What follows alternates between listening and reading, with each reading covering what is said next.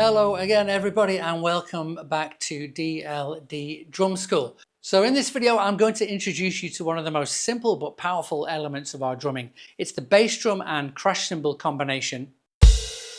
It's such a simple but powerful drumming technique, and it's so versatile to help make our drumming come alive.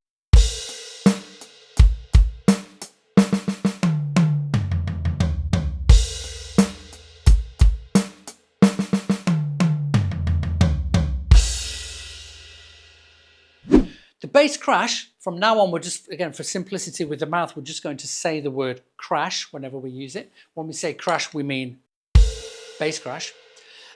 Three most common uses. First of all, it's a fantastic way to begin an intro to a piece of music. 1, 2, 3, 4.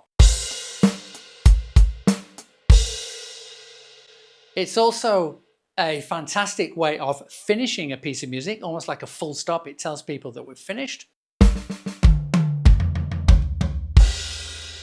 kind of says, I have finished, you can clap because I am amazing. That's you, amazing.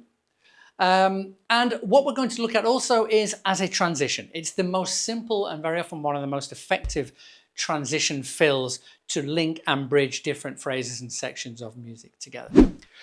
Now we're going to start off with it at the beginning of a bar. We're going to call this the crash and snare technique. Crash and snare, again, remembering to get ready to use the mouth to link the brain to the body. So this idea of using a crash cymbal, first of all, at the beginning of our rhythm, we're going to use rhythm number 2, by the way, because it's the most popular rhythm really in the world. And all we're going to do is put this crash cymbal at the beginning of the bar. And it's a great example of what you'll come across so often with your drumming, which is the most simple, tiniest of changes can feel, to the back of our brain, it feels like a monumental change. So this is where the mouth, the eyes and the mouth telling the body what to do is going to be so important to our drumming. So get ready to do it like a drummer. And we're going to break this down with the first 3 quaver steps, okay? To put the right hand in position on the crash with a bit of a gap using the neck, but we're not hitting just yet, okay? Left hand on snare. And we're going to break this down 1 step at a time. Only do what we say, okay? Don't jump ahead. Step number 1 is bass and crash. We're going to say the word crash. So with the mouth, crash. Step number 2, back to the standard hi-hat position, and it's and. And step number 3, hands together, snare. Crash and snare. Just those 3 steps for now. Step 1, crash. Don't forget the bass drum. Step 2, and. Step 3, snare. Now we're going to join those together. I'm still in practice mode, so we're going really, really slowly, focusing on accuracy. With the mouth still. Crash and snare. Crash and snare. Crash and snare. Now, we've done the hard bit. All we have to do now, once you've got the crash and snare, is just finish the rest of the bar. So it's crash and snare and bass, bass, snare, and. Simple as that. Crash and snare, then finish rhythm 2. Crash and snare and bass, bass, snare, and. Crash and snare and bass, bass, snare. Great job. You might want to pause the video at this stage and just get used to doing that. When you come back, I'm going to show you how to use it as a transition between 2 different bars. Okay, so hopefully you've had lots of fun with that. One of the key reasons for taking our time and using the mouth with the crash and snare technique is because, again, the back of the brain, it doesn't like change. So if you start on the crash, many of you may have found that you ended up staying up there and struggling to get back to the hi-hat. So by saying crash and snare, it gives us that discipline to only hit the crash 1 time, and it reminds us that the rest of the bar is actually exactly the same. So what we're going to do now is look at putting this crash and snare technique as a transition in between 2 bars. Again, we're going to use 2 bars of rhythm 2. The first bar is straight without the crash, and then the second bar is going to be what we were just doing, begins with the crash. And so because it's in the middle of the bar, it creates that transitional feeling. So I'm going to do 2 bars. I'm going to use the gap technique, 1 bar of rhythm 2, and then I'm going to pause and play rhythm 2 again, but with the crash. Okay, use the gap technique, nice and slow practice mode. It's all about accuracy. Here's the first bar without the crash.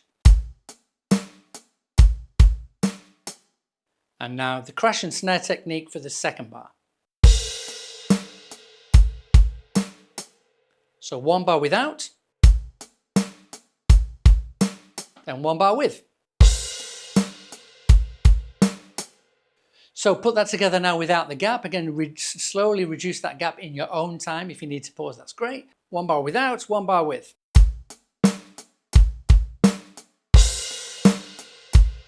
So without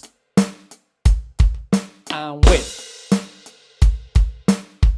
And finishing with that bass crash, full stop. So now, as a challenge, which I'm going to leave you with to kind of practice with in your own time, we're going to have a go at putting that bass crash in all three different most common usages. So we're going to have, I'll show this on the screen now, we're going to begin with one bar of rhythm 2, introing with a crash. Then we're going to go into one bar of fill. Then we're going to go back to one bar of rhythm 2 using the crash as the transition. And then one more bar of fill, and then outro, finish with that bass crash. So intro.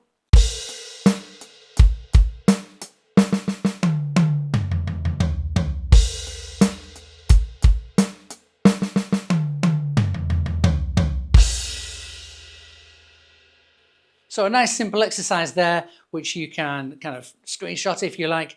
Now, obviously, because this is a technical exercise, we've crammed them in to a short space of time. Remember, golden rule number 3 is so important. Don't just do it for the sake of it. Don't just do it because you can.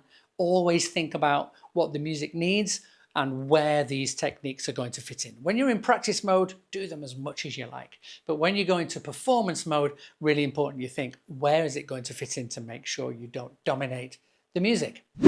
So we're making fantastic progress. You can have all sorts of fun with this, all sorts of useful links down below in the comments, including backing tracks where you can put this to good use.